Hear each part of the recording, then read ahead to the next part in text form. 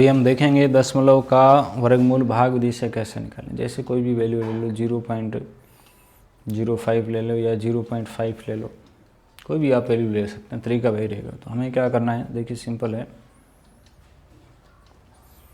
देखिए गणित में पॉइंट के बाद जो अंक लिखा हुआ है उसके बाद आप कितने भी जीरो लिख सकते हैं, ठीक है। हमें यहाँ इतने जीरो लिखने हैं। अब ध्यान रहे, हमें ऐसे समझिए कि इस दशमलव से दूर जाना है। तो इस तरफ जाए तो जीरो आ रहा है, तो जीरो के लिए तो हमें जीरो ही आएगा, ठीक है, तो उसको लिखने की ज़रूरत नहीं। लेकिन इस तरफ जाएं तो आपका कितना बनेगा, 50, फिर आगे 0 0 ले सकते हैं, ठीक है, क्योंकि उसके बाद आपका 0 0 का महत्व होता है। लेकिन इनको हम काम में कब ले पाएंगे, जब इस पॉइंट को हम हटाएंगे। तो ये पॉइंट हम जब हटाते हैं तो ये पॉइंट कहाँ आता है, आपका यहाँ ऊपर लिखा जाता है, समझ गए। अब ये कितना बन गया, 50।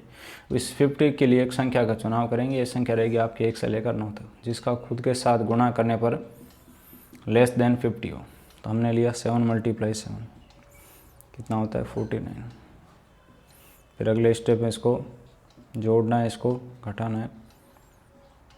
अब इसके साथ जैसे मैं 0 लूँगा, 0 का गुणा करूँगा,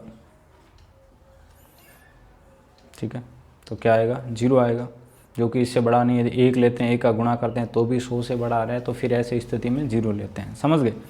फिर वही घटाना जोड़ना है, तो कितना है, ऊपर से 2 अंक जो अंडरलाइन किए हैं वो यहाँ नीचे लाना होता है। अब इसके साथ जैसे मैं कौन सी संख्या लूँ उसका गुणा करूँ कि 10,000 से बढ़ाना है, लगाओ दिमाग।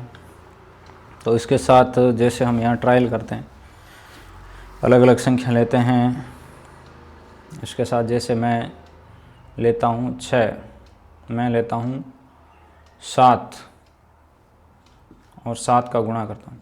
7 7 49, 7 × 28, 2 फिर आ गया 7 2 9। तो किसको लिया हमने, 7 को, 7 का गुणा किया तो इसके नज़दीक पहुँच गए। कितना आ रहा है, 9,849 आ रहा है, जबकि ये 10,000 है। फिर वही घटाना है, जोड़ना है। ऐसे करके आप इसको और आगे जहाँ तक चाहते हैं वहाँ तक कैलकुलेट कर सकते हैं। ये जो वैल्यू बना है आपका 0.707, ये यहाँ पर आपका रिक्वायर्ड आंसर है।